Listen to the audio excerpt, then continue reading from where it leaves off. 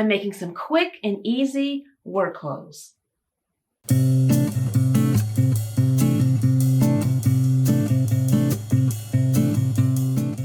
Hi everyone, and welcome to my channel. If you're new here, my name is Kyla, and if you're one of my returning subscribers, thanks so much for stopping by.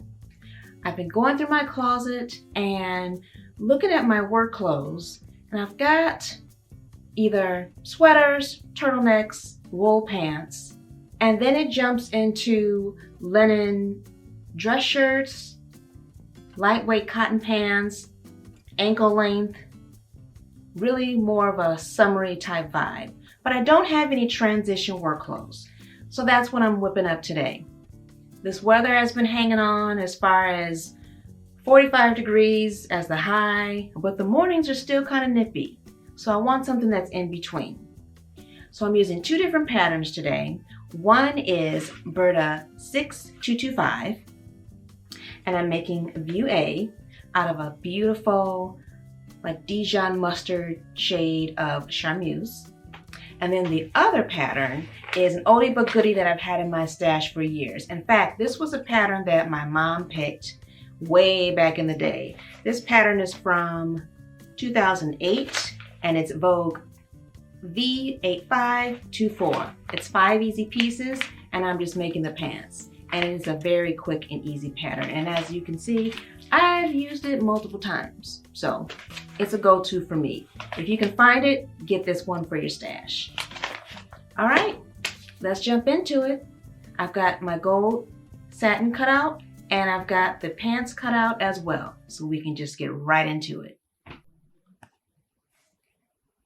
To ensure that my plaid matches up, what I do that's easy for me is I cut the one piece out and then I just lay that on top of the second pattern piece and make sure to line up each line. So here I've got the crotch lined up, which means that the legs will match up as well on the inseam and on the outer seam.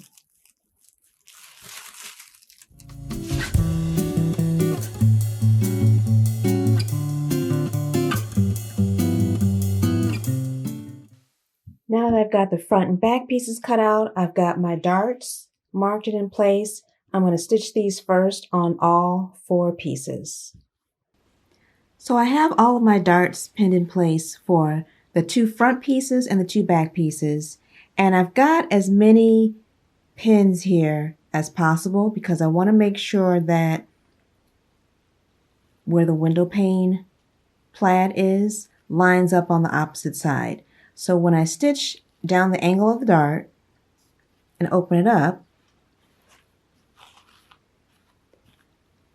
all of those lines should match. So I'll do this step first on all 4 pieces and then I'll go about putting the legs together. I've got my darts in place. They line up perfectly. Now I can just press them flat and move along to stitching each pant leg.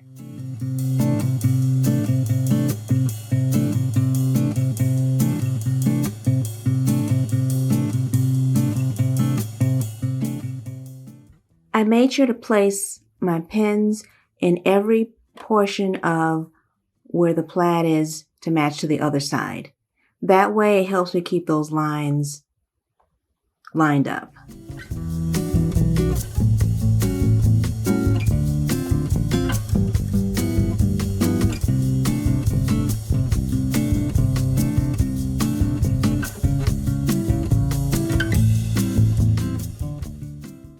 This is the front portion, the front leg of the pant and the back leg of the pant. And you'll see here that the seat is a little bit more curved, which indicates that that's in the back. I need to press these darts flat, and then I can go about stitching the outer leg together. And then I'm going to go about connecting the pants by leaving the crotch portion last. All right, both legs are stitched up on the outer seam. And what I'm going to do is put one on the inside of the other leg and pin the crotch in place and stitch it around. And I'll make sure to pin everywhere that I have the stripes so that my plaids will match up on the front of the pant and the back.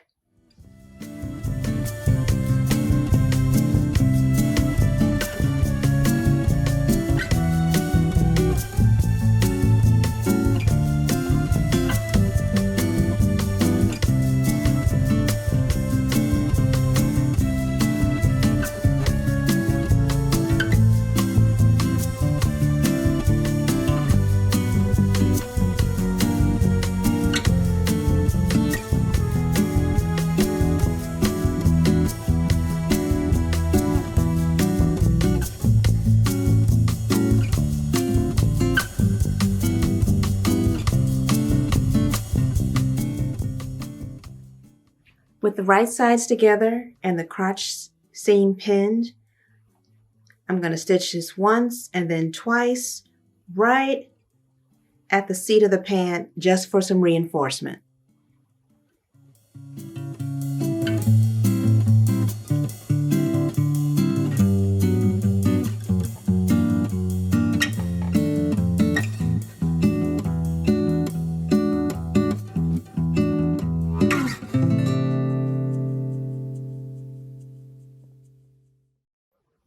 Now the pattern instructions have you to put the bias tape on first and then add your zipper after. I'm going to add the zipper first in case I need to adjust the darts or the back seam or side seam in case there's any gapping in that waistband. I thought it would be easier for me to catch that at this point than going back and removing the facing from around the waistband. So I'm going to pin this in place, matching the teeth onto the seam. And then on the opposite side, I will stitch down each side, careful not to catch the teeth.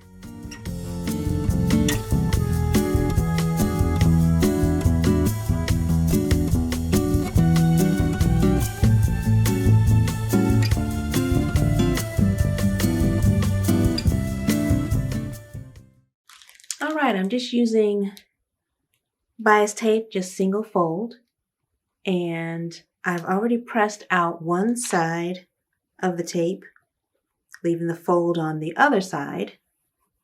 I'll pin this to the top of the waistband, stitch it, fold it, and top stitch one more time.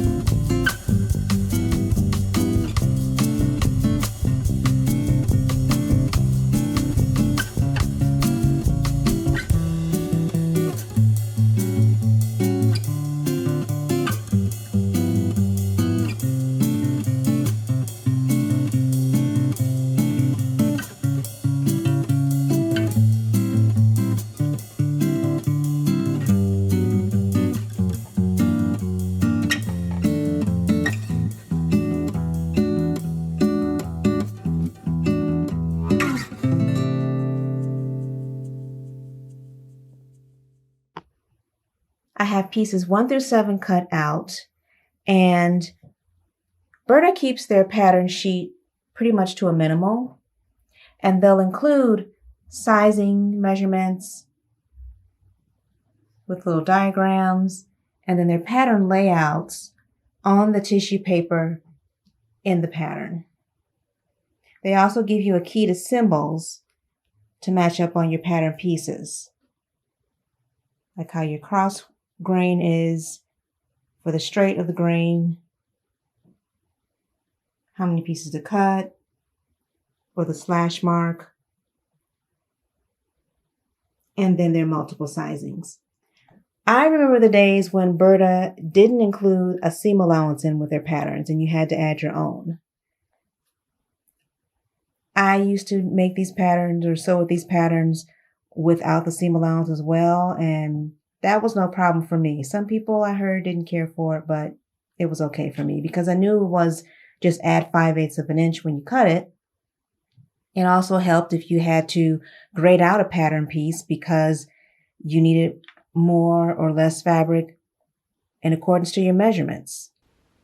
So I'm going to start off with the bust darts and then the bind neckline. And then I can move on to making the band pieces.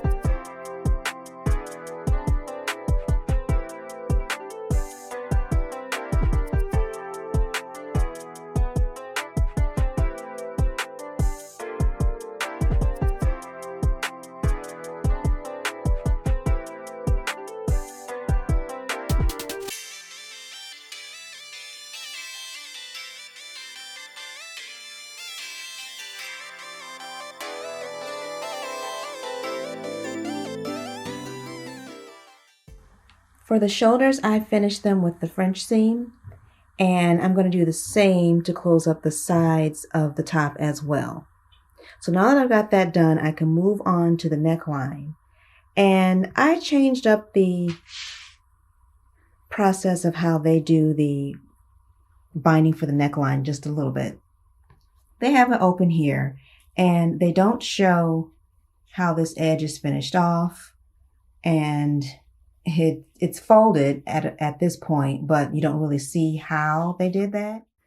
I decided to kind of make my own seam binding tape, if you will, and press one side so that when I stitch it down on the raw edge here, the back side will already be folded for me and I can stitch in the ditch.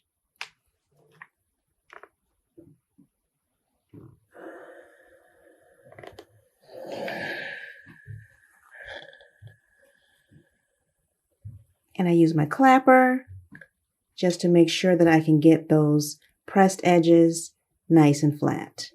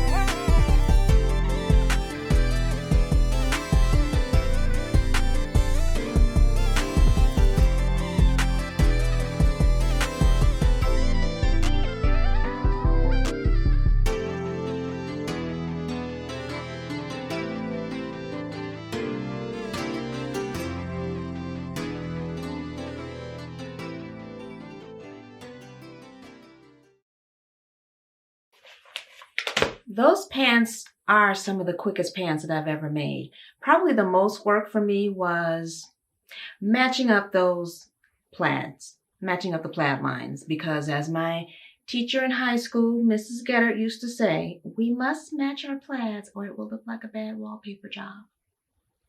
She used to tell us that all the time, and she would grade us down too if those weren't matched exactly. So I made sure to line those up. But with a seam binding tape waistband and just a side zipper, no time at all. And as far as the top goes, yes, the fabric was a little bit slippery, but I think because that was a design that wasn't too complicated. I didn't have a collar, I didn't have cuffs, buttonholes. Not that I couldn't work with that, but it made it much easier just to have a simple boat neckline, V in the back, and sleeves that were attached to the top. I like the trim around the neckline, and I started not to do that and just finish it off just like the sleeves, because you could definitely do that as an option, but I like that detail and I'm glad I took my time with it and I love how it turned out. All right, well, that brings us to the end of today's video. Thanks so much for stopping by, and now I've got a couple of spring options that I can easily interchange with other tops and other bottoms, because I can definitely incorporate those colors into my wardrobe. As most of you know that have been here with me for a while, I do love those earth tones. So I will see you all in the next video, and I'm working on some more spring outfits and diving into a couple of coats. So stay tuned for that, and I will see you all in the next video. Take care, everyone. Bye.